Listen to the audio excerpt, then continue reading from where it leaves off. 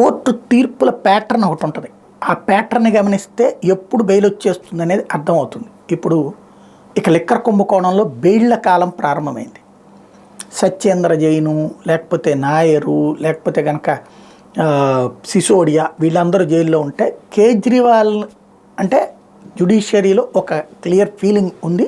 ఇంకా ఆ ఫీలింగ్ బలంగానే ఉంది. ప్రస్తుతం ఈడీ కేసు కాబట్టి ఏమీ కాల. ప్రస్తుతం ఆ కేసులో మొట్టమొదటి లూప్ హోల్ ప్రారంభమైంది. అది ఎంపీ సంజయ్ సింగ్ 6 నెలల నుంచి జైల్లో ఉన్నటువంటి అతను మళ్ళీ ఇప్పుడు పోటీ చేస్తున్నాడు.